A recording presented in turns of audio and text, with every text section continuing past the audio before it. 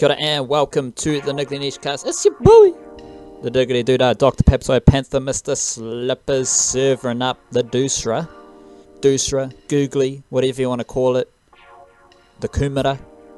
It's coming at you the wrong way, and we are here for a cricket episode of the Niche Cast. I'm here, joined by the wobbly Wildcard. We're going to talk through New Zealand A versus England. We had a couple of Ford Trophy games as well, and we got some Blackcaps Test cricket to discuss in that order, and we will cross live to our local whangarei correspondent, the wobbly, wiggly, whimsical Wildcard.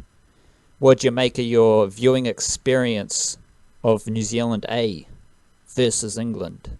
Yeah, crossing live to your correspondent who was at the majority of the first 2 days of that game. I didn't bother going down on Sunday because by that point I was very tired and I would have liked at least one day of a weekend. But yeah, good yarns out on the embankments at Cobham Oval. It was good fun. Actually, a decent crowd as well. A few travelling English fans as well. A lot of my local brethren managed to partake in some first-class cricket. It was good fun.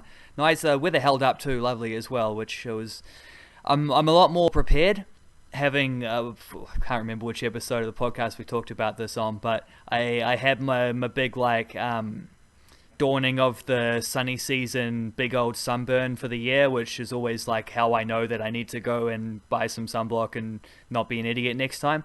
There's always that one moment where I just get that one day where I just get shockingly burnt, and it happens extremely easy. I guess I have, Dainty skin or some crap, but yeah, nice and sunblocked up, lathered from head to toe, but I was still lying on the bank, so I got caught out a little bit by just what do they call that?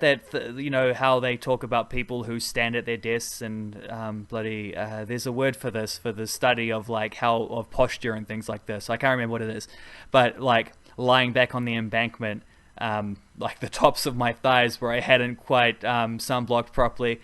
Little bit of burn there, and also a 2-inch strip across my waist where my shirt had ridden up just a little bit because I was sitting up a hill with the breeze sweeping up at me. So slightly caught unawares there, but no, lovely day in the sun, enjoying a bit of cricket. There's nothing quite like that sound of leather on willow when you're there to actually hear it reverberating around, and the little noises and the looks and the sounds and the smells of first class cricket. It's something unique, I would say. You've talked about everything fucking except the cricket. So tell me what did you see on the cricket field? Break it down for me. That's what I'm here for. I'm not here to listen to you about your bloody sunscreen and your cricket fantasies. Shit the Oh well, you've spoiled the whole culture of the experience then. No, I got there on the first day I missed the first wicket. I didn't see Ravindra bat. I wouldn't have minded watching Rachi and Ravindra bat. Got to see a lot of him fielding, which, for better and for worse, entirely for worse, because I know how these things go, I think he's going to be lumped into and I hope people don't take this the wrong way, because I'm highlighting the cliche rather than partaking in the cliche. But I get the feeling he is going to be classed in the Ish Sodhi, Jeet Raval mold of Indian fielders, and I feel a bit bad for he missed a bat cut through his legs at one point, and yeah, he did also at one point he made a brilliant diving stop, and Daryl Mitchell ran 20 meters to pat him on the back for it, so that was cool. That was the same over as he missed that one through his legs, but didn't get to see him bat, so I was a little disappointed by that. But I did see Hamish Rutherford and Glenn Phillips bat for ages, looking absolutely flawless. Right up until Rutherford then flicked one behind and was caught behind second ball after lunch or something like that. Haven't got through to 50. Glenn Phillips batted brilliantly. What I didn't realise as well, because I missed the start, was Hamish Rutherford had been copped on the head one time by, I think, Jofra Archer, and he ended up not playing in the second innings, or from then on, after the first day, because the doc told him he had a concussion, so he had to sit out the game. And I was sitting there wondering why Scott Kugelheim was warming up all bloody morning. Was he not even playing? What kind of 12th man is this keen? And turns out he actually was playing, because he'd been subbed in, which is a rule I knew existed, but I'd never really seen it used, so I was a bit surprised by that. But from the first, I mean, Tom Blundell batted all right as well, but he batted in partnerships a lot. I thought Glenn Phillips was by far the standout of that first day. It was just, he batted so well, and he batted like at different paces, which was cool. Like he had a slow period after lunch, getting himself back in, not taking dumb risks, but he was able to access the boundaries, as they say, when he needed to, and he only got out at the end because I think he might have been like, I think he might have been thinking a little bit ahead and knowing that they were probably going to declare just before, which they did, declare with about 10 overs to go in the day. He knew that the new ball was coming up, and that meant another spell of Jofra Archer, who had already hit him a couple times. And I think he just went for a bit of a slog off the spinner. He like sort of flicked a switch and started going for some more shots. So, but 116 for him was bloody lovely. Watching Jofra Archer bowl as well was an experience. He doesn't lumber in as much as people say he does, but he definitely doesn't like maintain his pace throughout. Like he does have those last couple steps where it's like he could be steaming in like Sam Curran really steams in, but Sam Curran looks like a hobbit. He's about 3 feet tall in person. Jofra, he does bowl some heat. He wasn't bowling at his absolute quickest, but he was bowling a lot of short stuff. England were, because they didn't seem to have much faith in the wicket. And yeah, did you see that? Did you see the Test Match Special were doing a lot of coverage from the thing? And did you see they had a little interview with Glenn Phillips afterwards talking about his 100? Did you see that? No, I didn't. Hilarious little sound clip. I should find the clip and chuck it in the podcast, actually. But hilarious little clip where they asked him about facing him, and he's like, yeah, he's one of the fastest guys I've ever faced. I think he said he faced him once before, playing, was it MCC Second 11 or something a couple years ago? I faced him in that situation, and he said he's a bit quicker now. But he's like, Glenn Phillips really battled through that. He was pretty bloody impressive, because he doesn't mind the short ball, that guy. He's got a good pull shot on him. But yeah, Jofra was bowling some feisty stuff at him, and they asked him where he got hit, because he said he got hit him a couple times, and they asked him where he got hit, and Glenn Phillips was like, yeah, well, he hit me on the forearm, which is still pretty numb, and then he obviously went for the old titties and caught me a couple times there. Those are numb too. Couldn't help but laugh at that one. But he also got, I don't think he got him on the head, but he almost got him on the head, and he knocked him clean backwards, like Phillips, and leaning backwards to get out of the way, fell flat on his ass, which is never a good look for a batsman facing the short stuff. You know exactly where the next one's going to be if that happens. But yeah, excellent batting from him to get through that one. And I did watch most of the second innings as well, where I turned up wanting to watch Joe Root and Ben Stokes bat. He scored 5 runs combined. Joe Root missed a straight one off Daryl Mitchell, of all people.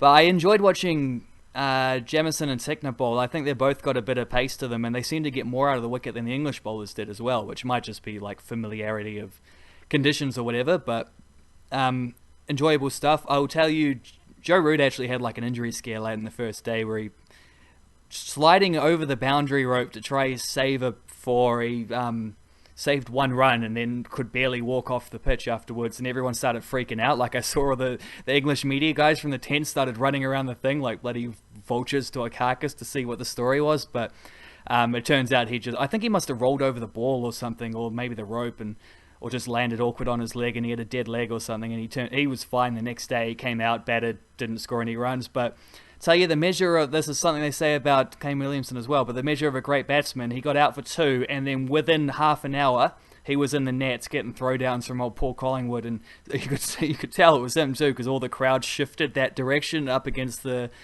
fence watching over, and he was in there for it all the way through lunch, I think. And I mean, he would have spent at least an hour, probably an hour and a half, just getting throwdowns there and facing a couple of. There was one local fella running in, bowling a little bit of heat, giving him some work out there, and also Collingwood with throwdowns. And then they had what's his name, Mahmood, the young fella they've got on the tour, the young cookie, who looks a sharp enough bowler. But Joe Root was like straight up coaching him, like he was giving him tips in between facing late. It's bloody really, really impressive from that fella, watching him go at his thing. I left to come back home and watch the Premiership football at a time when Pope and Butler were batting, and they both went on to get big scores and took the game away. But I didn't go back the next day, so I didn't see this in person. But this is a very good place to start a discussion on this. But I thought it was absolutely hilarious, given the way that the Test team was picked, that Will Somerville and Ajaz Patel, neither of them picked for the squad, even though they are superior spinners to both the spinners that are in the Test squad, but less superior with the bat. Well, those two faced almost 150 balls between them, more than 150 balls between them, in order to bat out and save get a draw out of this game. So I thought that was absolutely hilarious to see the big bats of our undermined spinners going to work there. Rightio. Lots to go from there. Wow. Yeah. I don't know. Let's just go straight into some Blackcaps Test squad stuff, Wildcard, because it's going to cross over here with the A cricket. As you said, Will Somerville and Ajaz Patel not selected for the Blackcaps Test for 2 upcoming Test series, which was a bit weird, but we have Todd Astle and Mitchell Santner just coming straight back in. Mitchell Santner straight into the Test team after a decent T20 series. He played 1 Test in Sri Lanka, didn't take any wickets. The leading wicket taker in Sri Lanka, Ajaz Patel. Then I think it was Tim Southee and Trent Boult or something like that, and then Will Somerville. That was the 4 leading wicket takers, I believe, in the Test series against Sri Lanka. The stat I found, Wildcard, is Mitchell Santner's played 18 Tests. In the second half of those 18 Tests, so his most recent 9 Tests, he is averaging 57 with the ball. And he's earned selection with that. Todd Astle hasn't done anything in Test cricket to warrant being called up for Test cricket. Will Somerville and Ajaz Patel have both performed strongly when they have played Test cricket, and as you alluded to here, Will Somerville faced 87 deliveries, Ajaz Patel faced 67 deliveries, both not out, showing that they can wield a bat. But we're not here to pick spinners for their batting. We're here to pick spinners who spin the fucking ball and take wickets. Will Somerville and Ajaz Patel, right now, to my mind, are the 2 best red ball spinners in Aotearoa. Neither of them are in this Blackcaps Test squad. So how do you assess that situation? I wrote about it quite in depth, and I can see why they've gone with Santner, because Santner seduces everyone with his flight and just how everything he does just looks naturally good. Batting, fielding, bowling, he seduces you. And then we've both discussed their fetish for Todd Astle. So what do you make of just that spin situation? Also keeping in mind that Somerville and Patel not being in that Test squad means that they're not going to play against England or Australia. So they're basically out of the fucking picture at the moment. How do you view that whole spinning red ball situation, Wildcard? Well, let's add another name in the mix as well and say, where are we here? Ish Sodhi has batted the majority of the day to save a Test match for New Zealand in home conditions against England, which is literally what they're about to face in this next series. He has batted 25 innings for an average of 21.3 with 350s. Mitchell Santner has batted 23 innings, an average of 24.34 with 250s. So, apart from the eye test, which Mitchell Santner, like you say, seduces everybody with the old eye test, he just looks like a great cricketer. He's great in the field as well, but statistically, there's not really a case there. And it's not just that he's back it's not just that he's in the Test team, it's that he's back in the Test team, having been out of the Test team at the expense of people who have actually delivered in Test cricket. And what do I think about the selection of the spinners? It's not a surprise to me whatsoever that they went with Santner and Astle. And I understand why they did it, against England. To be fair, I understand that, because I think for the balance of the squad, first of all, you're only going to pick 1 spinner. Second of all, if you're going to pick 1 spinner, you probably do want them to bat, actually, because you're likely to have a seam bowling trio of Wagner, Boult, Southee, who may or may not be added to by Lockie Ferguson or Matt Henry. I suspect, actually, there was a good Francis Payne stat earlier on in the day.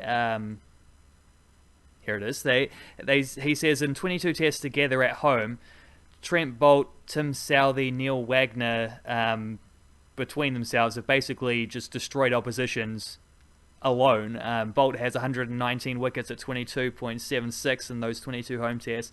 Southey 107 at 24s, Wagner 95 at 28, and the 15 other bowlers that have played in the games when those three have all played in the same test match, they have taken 71 wickets at an average of 45. So basically whoever plays with those three doesn't matter because those three take all the wickets. So I almost suspect you don't need a spinner at all. Like, just play Colin de Gronholm as your spinner. You can bowl some medium pace. He'll probably nick out a couple guys, get some wickets. He's not a bad bowler at test level. He's taken, he's done a couple things in the past. And more than anything, he stocks your batting lineup better than Santner and better than Astle, and gives you that bit of a bridge between the top and middle order and the lower order that they clearly want, and which they probably need, to be honest, for this kind of series. Like, when you don't need the spinner to be taking all your wickets, you might as well just pick a batsman. But if that's the case, like if you're just picking for batting, why pick Santner or Astle at all? Why not just pick, like, Will Young's injured, he would have been the next man up, but bloody Glenn Phillips just scored 100 against this lot. Chuck him in there, tell him to bat 7. Who cares? Like, sweet as. That's problem solved right there. But the trick with this is that they've actually picked a test squad for these 2 tours, which means that those 2 are going to be our spinners in Australia, and like maybe in a couple months, in a month or two's time, when they're back from, they've played the Boxing Day test, whatever, they've played the other games in Australia, they're back and preparing for whatever's next, looking at all these spinners, looking at their New Year's resolutions and stuff like that. Maybe Will Somerville, Ajaz Patel and Ish Sodhi will be very relieved that they weren't taken on that Australian tour when they look at the figures that Santner and Astle come back with, because if they do bowl, if they do play in those games, flat, heavy, like hard, bouncy Australian wickets, I'm trying to, and I like both those guys as cricketers, especially Santner. I think he's far and away our best limited overs bowler at this point, spin bowler at this point. I can't fathom reality in like any possible sense where those guys are not just getting smashed or played out of the attack in Australia. I can see no way in which they're successful. So if they've just been picked to bat, bloody pick some batsmen, just take the bold, brave move here and just pick an extra batsman, or just pick 5 seamers and be at it like that and say, this is how we're going to win games, and if it doesn't work, it doesn't work, but we're playing to our strengths. I think this is just a weird little compromise. It doesn't make a lot of sense, to be honest. I actually kind of I hate the way they've done it, but I don't. Yeah. Well, I hate the way they've done it because it's for the 2 tours. If this was just for the England series, don't really have a problem with that, because I don't. The seam trio is going to do all the damage anyway. But to take those 2 guys to Australia as well is going to be a bit cruel. Oh, it's a tricky one. I can't really see how that works out. After watching England, how are you feeling about just this first test in general? Like, it's going to be, how are you feeling? Like, it's with the first time we've seen the Blackcaps play test cricket since the Kiwi summer last summer. Got a good opposition. Any little nooks and crannies you're looking out for with the Blackcaps test team coming up against a good England team? Well, what's his name, Leachy, the spinner that they've got, I don't see him having much more success than Santner or Astle are going to in this series. He might, just because of the overs he might be asked to bowl, but he didn't look like a guy who's going to carve through anyone's attack anytime soon. I know he's had a couple hero moments. Actually, largely with the bat, he's a good night watchman, surprisingly, for that guy. I mean, he obviously had a very famous night watchman innings in the Ashes recently, so that helps. But actually, was he night? No, he wasn't night watchman in that one. He was batting at the other end with Ben Stokes, so he must have been batting right down the end. But yeah, he can hold his bat, which is, of course, is in this country is the number one and only thing you want to see from a spin bowler. So that's important. Jofra Archer's the key, pretty clearly. Jofra Archer, and then chuck in when they're batting. Some of their batsmen got good runs in this, and like Ollie Pope getting 88 and Jos Buttler getting 100. Jos Butler's a fantastic cricketer, so that's no real surprise. But their top order's a little vulnerable, and their bowling attack, I was surprised how quickly they resorted to just bowling short stuff, and maybe that's just because they didn't plan out this game that much. They hadn't done their research on the batsmen they were facing. They didn't worry about it too much because it was just just an A game. It was just a warm up game to them. New Zealand A guys are out there trying to make the most of this opportunity and put their name in the hat for further honours down the line. But these England guys are focused pretty specifically on that on that first test. So maybe that's a big factor here, but I don't see their bowling lineup being any better than ours, with the exception of Joe Faracha might just bring some serious pace and bounce and freakiness and ruin things. But if Stu Broad's out there nicking guys out, swinging the ball around a little bit, then Tim Southee and Trent Boult are also going to be doing that in conditions they're much more familiar with. So I'm relatively confident for how well we should perform in this, specifically because as well we have, as we say numerous times, we have a great batting lineup, and that batting lineup has guys who have all, with the exception of Jeet Raval, scored good runs in recent times as well. So, but Jeet Raval is due, so if that's your worst fella in your top 6, you're probably doing all right. So I'm fairly confident at not just the way that the New Zealand team is shaped, with the exception of that one spin situation, but the way we match up specifically against this England team as well. Because this England team isn't they came back nicely to draw the Ashes, but they actually needed to win the Ashes, and they let themselves down a little at the start. And that drawn series came with an all-time innings from Ben Stokes to win one of those games. So that's not something you can rely upon to happen every single series. And I just don't think the England Test team is on a par with where, say, their ODI team and maybe even their 2020 team might be these days. So they're a little bit vulnerable. They've played a lot of cricket. They'll be a little tired. I'm pretty confident that we can get some good results in this 2-game series. Just a pity it doesn't count for Test Match Championship points, of course. Rightio, we'll wobble into some Ford Trophy cricket wildcard, where Central Districts and Canterbury playing a Palmy. They had a no result, but we did have centuries from George Worker and Ben Smith. Tom Bruce coming at number 4, bit of death batting for him. He whacked 56 at a strike rate of 200. You mentioned Will Young with regards to the Blackcaps and obviously being out injured as well. Timely reminder, Tom Bruce, amazing in all formats. And I think it's Tom Bruce who I saw this with. He has played, so he played the T20 in Sri Lanka. He got a 53 in a T20 game. Then he came back for Plunket Shield. He had scores of 71 not out, 60, 11 and 25. And then in a one-day game, he scored 56 here. So he's got 50-plus scores in all 3 formats in his last 4 games, which is pretty impressive. And to me, it's just a mark of Tom Bruce's quality. Any thoughts on that Central Districts versus Canterbury effort? Basically only really got the centuries from George Worker, Ben Smith, and Tom Bruce's 56 happening in that game. This was a weird game compared to the other ones, because the other ones it was a lot of ball dominating bat, and here we had 349 for 4 and 50 overs from CD, who surely would have been able to defend that had they been given the opportunity, but for the weather, some of those Canterbury bowling figures don't look too pretty. Their best bowler in terms of economy rates was actually Cole McConkey again, so. He's stepping up with the ball a little bit in recent times. He's taken a couple wickets during the Plunket Shield stuff as well. But getting old mate Worker with some runs as well is always a nice sign. And he's just one of a number of guys, Tom Bruce included, Glenn Phillips included, who have had little tastes of Blackcaps cricket, who are just sort of on the outside looking in at the moment, but who have scored good runs in recent times. Certainly have. George Worker's kind of fallen away as everyone's favourite domestic cricketer who should be playing for the Blackcaps, but he might creep back in there with a few more runs. Wellington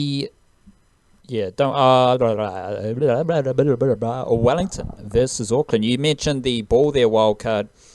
Auckland bowlers. Ben Lister didn't play any Plunkett Shield cricket in the previous round. He came straight in, took 5 wickets with his left arm seam.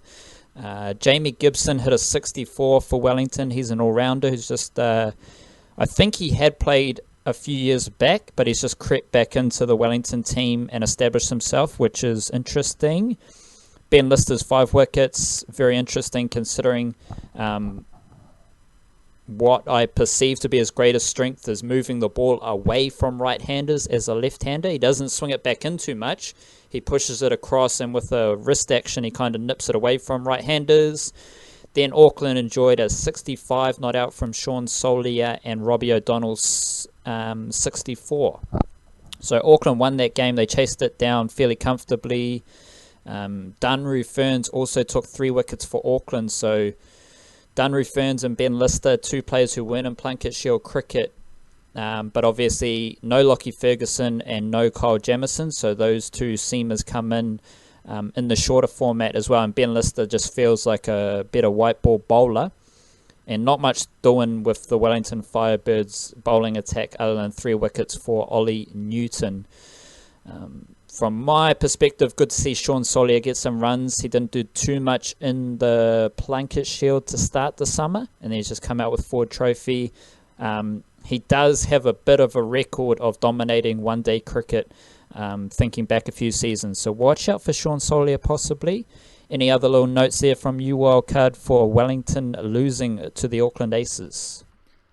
Yeah, 65 not out for Sean Solier. It does seem like just sort of a middling level good thing, but it's a step up above that as well, because it wasn't just 65 not out, it was a match-winning 65 not out where they, because they'd bowled Wellington out of 191, but Auckland themselves were 33 for 4 when Craig Kachopa was dismissed. So Solier is sitting at the other end watching the top 4 batsmen, coming in at 5, watching the top 4 batsmen in his lineup.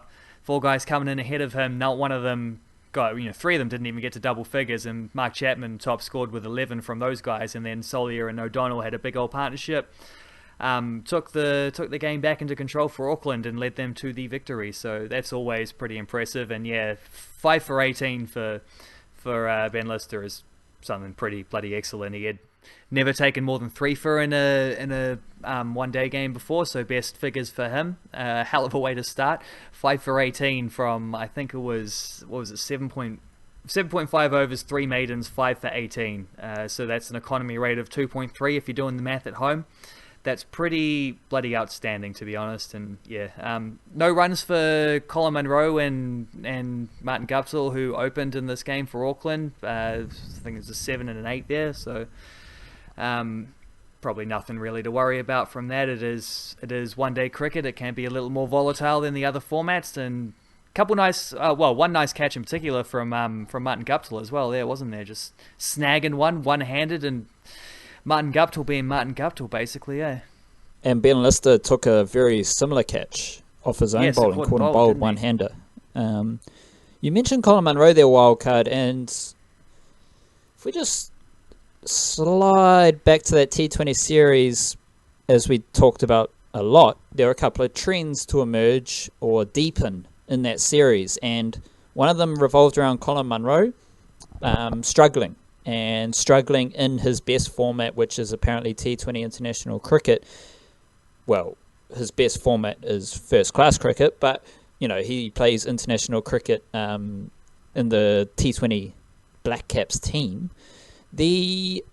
I'm just interested here, because the reason Colin Munro's best format is first-class cricket, because when he goes down a Plunkett Shield, he absolutely fucking dominates, and we would expect Colin Munro to dominate the Ford Trophy. This first innings, small sample size alert here though, first innings is a continuation of his trend of not scoring a whole lot of runs at the moment. Now if we just wobble over to the Otago versus Northern Districts game, where Otago defeated Northern Districts with some assistance from the old mates Duckworth and Lewis. If I go to the Northern Districts bowling card, Wildcard, Ish Sodhi, no wickets, 10 overs, 6.4 runs per over. And Ish Sodhi also has a very good record of coming back and dominating domestic cricket, Plunkett Shield, and Ford Trophy cricket. So just with those two players who I highlighted as being in a bit of a form slump or just a plateau with the Blackcaps on the back of that T20 series against England, their first games of Ford Trophy weren't that great either. So with that in mind, Wildcard, I'll just quickly run through this Otago versus ND game and then I'll get your thoughts on that idea. Nick Kelly, former Northern Districts Knights batsman player, he scored a century, 120, opening the innings for the Otago Volts. He batted all the way through to the 47th over. And then Josh Finney also chimed in with 58, hitting 5 sixes. I believe Josh Finney last year for a trophy, he was second only to Jimmy Neesham in sixes hit, which is a bit weird when you look at Josh Finney. Like, he's a little dude. He's not like a... he's not Jimmy Neesham's size, and you look at Jimmy Neesham, you're like, this dude's going to whack the ball fucking far as. Josh Finney, very talented prospect who didn't quite perform, and then he wasn't in the Plunkett Shield team, comes into the Ford Trophy team, gets his opportunity, 5 sixes, 58, strike rate of only 92, so those 5 sixes didn't help his strike rate, but for some reason, he is partial to a bit of 6 hitting. The Northern Districts bowlers, Brett Randall, Zach Gibson and Anurag Verma all took wickets. Randall took 4, Gibson took 2, Verma took 3, which is fairly cool. And then batting-wise, Henry Cooper batting in the middle order after we talked a lot about his work opening in the Plunkett Shield for Northern Districts Knights. He hit 75 in the middle order, and that was about it, with the Knights falling short of their Duckworth-Lewis total. Nathan Smith took 3 wickets. Michael Rippon, the Wildcard's favourite lefty leggy, he also took 3 wickets, Wildcard. So how do you have any thoughts on that? Colin Munro, Ish Sodhi kind of trending, like obviously small sample size, 1 game in, we would expect them to dominate the Ford Trophy, but not a great start in that first game. Yeah, not a great start. We'll, obviously got to give them a little while to let things even out, but each of them could really have used just like an immediate bounce back kind of performance. And I was looking at, Munro managed to clip one off his legs for 6, which is a very typical Colin Munro thing to do, but then the 8th ball that he faced, he lashed at one outside off stump and chopped it onto his own leggy. So not an ideal way to start, because that sort of like Colin Munro going too aggressively and not getting his feet out and the inside edge and the ball coming back in towards his body kind of thing are all very typical ways that we've seen him getting out in recent times. Missing the one that cramps him up a bit or chopping them one on like he did here, kind of. And that's the thing with Munro, is that this has been a bit of a longer trend, and we've talked about this enough. We don't need to go into the stats again.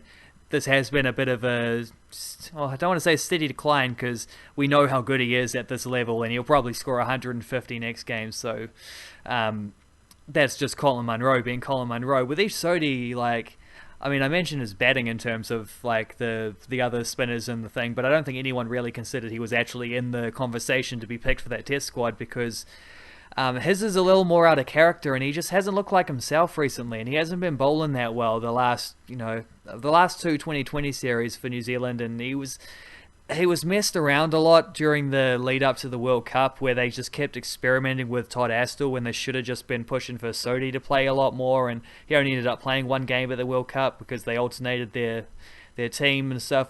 Tim Southey can tell you that that's not necessarily the judge of a person's prospects, because Tim Southey was in a similar boat at the World Cup and then comes out captaining the 2020 team against England. So, but for Sodhi, it just seems like maybe maybe that's what it is. Maybe this is a culmination of them just giving him weird objectives and judging him differently to the guys. He seems to be a guy who I know Gavin Larson has said a couple times with naming teams he's not that good of a fielder, and maybe he could as if that's relevant to any of the other spinners when we're talking about them. They're picking spinners based on their batting, and here's Sodhi trying to be the best leg spinner he can be, and He seems like he's being judged more by like, oh, he got hit for 6 a couple times here, and like Josh Finney, 2 of his 6s were off Ish Sodi, both slog sweeps sort of thing. Like, I don't know. I wonder if there's a bit of a culmination of that, of just like this.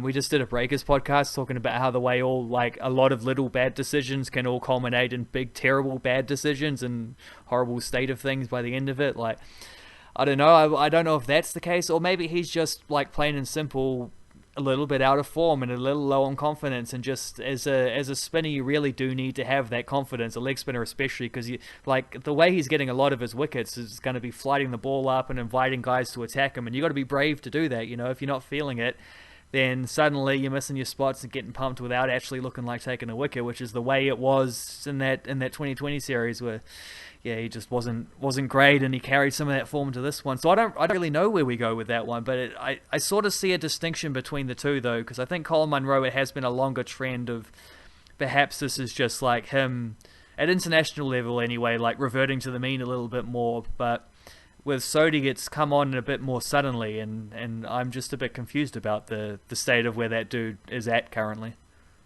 And it's like if you're in a trend that isn't so good in the international arena, and then you go down a domestic cricket and you're still struggling, I can only imagine that dents your confidence either further. Like it might be one thing to be like, oh man, I'm struggling in the international arena, like it's tough, like it's just, I just want to get down, I just want to get some confidence, get some wickets, get some runs, whatever it is, I just want to feel good about my cricket. And then you go down to domestic cricket and you're like, nothing's working, and just like, oh shit, here we go. So it would be interesting just to see how they respond, because both Colin Munro and Ish Sodi have, like, it's just from a confidence and a vibe perspective, how they went about their business in the Blackcaps and then going down to domestic cricket and just struggling in that first outing. Very interesting to see. You did mention like Ish Sodi there, and we can kind of take this anywhere, but it was like he did play all 5 of those Blackcaps T20 games, and I found that interesting because we have kind of consistently seen Ish Sodi in and out. And when you're talking about the Blackcaps Test bowling team and what the spinners do in Aotearoa, you basically painted the picture. It doesn't matter whatever the fuck the spinners do, because they're not going to have a major impact on the game when Tim Southee, Trent Boult and Neil Wagner are performing as such. So to my mind, with those ideas, stats and facts and figures at the forefront, it's kind of too late to do this now, I would have just chucked a young spinner in and just said we're just going to stick with him for a couple of years, whether it's Mitch Santner or Ish Sodi, because it doesn't matter how they perform as long as they are learning and developing and acquainting themselves with Test cricket. We've had this like what's it called? Just like in and out kind of selection policy with spinners in Test cricket. Revolving door. When we don't need to. Revolving door.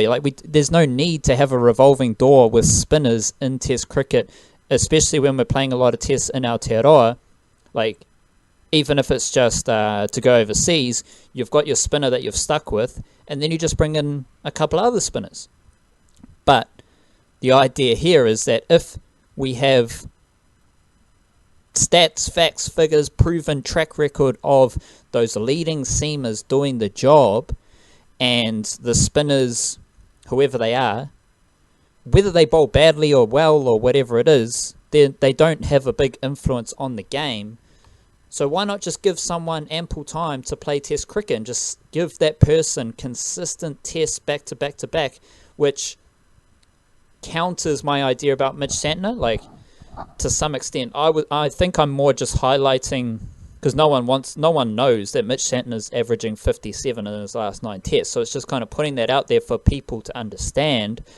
But if Mitchell Santner just consistently plays tests and is viewed as the number 1 test spinner, rightly or wrongly, I'm not overly fussed. I just want to see one dude selected and then showing confidence and faith to do that job in Test cricket, regardless of how they perform. Because if you bowl shit, but the seamers still And even those older spinners, Ajaz Patel, Will Somerville, whoever they are, Todd Astle, none of them have played a lot of Test cricket. So they still need to learn about Test cricket. They still need to learn about bowling to the best batsman in the world in this arena. So they need that experience. So I say that to say this, that if the seamers are doing the job and the spinner doesn't look to be bowling all that well, it doesn't matter. Because the seamers are leading the way. The seamers are doing the damage. We are giving experience to a spinner, and we are developing and improving that spinner. We're making them feel good. We're building their confidence. We are preparing them to be successful in the future. Instead, spinners are just in and out, revolving door, and it's all over the show. We no idea who the best spinner is for Test cricket in Aotearoa at this moment. That idea about making them feel good and pumping them up sort of thing seems like a pretty relevant one, because who of that, we'll say the quintet of guys who are in this conversation, like who of those guys has actually been treated in that way? Maybe just Mitchell Santner. Even Todd Astle has been in a lot of squads and not played a lot of games. He's got to be feeling weird about that. Sodhi's famously, notoriously been in and out of all three formats over his career. Ajaz Patel and Will Somerville must feel like they're just specialist travellers at this point. Like, they're not going to get much of a go, because, like, Patel, this same thing happened to him last year. He did well at the UAE, took a bunch of wickets there. I think he played one home test and then was dropped for the second one. And now he's done the same thing where he's, he played well, took some wickets in Sri Lanka, comes back home, not in the squads. So what's he supposed to do? Is he just during the summer he plays domestic cricket, and during the winter he plays international tours away from New Zealand? Is that just his job now? He's got to feel weird about that, considering he consistently has been taking a lot of wickets in New Zealand conditions. Granted, there's a bit of a volume thing as well with that, but I mean, you still got to take the wickets. And Will Somerville is the same thing as Patel, but at an even more fringe perspective as well. So I mean, even in that game, even in that New Zealand A game, Will Somerville was the last guy to get a bowl, and that bowling lineup was stacked because of the thing about Kugelheim coming in for Rutherford meant they had an extra bowler. So I think, what did they have, like 7 guys? Got a 1, 2, 3, 4, 5, 7 different guys bowled at least 10 overs. And Somerville was the last one of all of them to get a go, and he got none for 68 from 16 overs. Well, he had to wait so long to get the ball in his hand. It's a bit rough. And, like, I don't know. None of those guys, except even Mitchell Santner is... No, you know what? I think Mitchell Santner's been pretty well... I think he's the one guy who has probably had that, because even when he was out of the Test squad, it was because he was injured. And he's been given a lot of opportunities in ODI cricket, and he's really rewarded those too. And he's now... he was really good at the last 2020 World Cup as well. So from then on to now, like, he's been a very good 2020 bowler at the same time. He's been given too much rope in the old Test stuff, because statistically he just doesn't really... Like, he's had this opportunity and hasn't really lived up to it. But he's the only one of those 5 guys who you could say has been treated in a way that would make them feel confident enough about their game to go to a new level, like to be able to thrive. Everyone else feels probably like they're trying to climb up a bit of a slippery slope here, and just people keep pouring water down it, and wherever else that metaphor is supposed to go. Anything else you want to chuck on that Blackcaps cricketing fire? New Zealand A fire? Just Kiwi cricketing fire? What's your... I write about it, so all my thoughts are out there for people to see and observe. This is your platform, Wildcard. Any miscellaneous cricketing thoughts? This is the time to tell me about the sound of leather on willow and all that shit. Yeah, but I already did that at the start.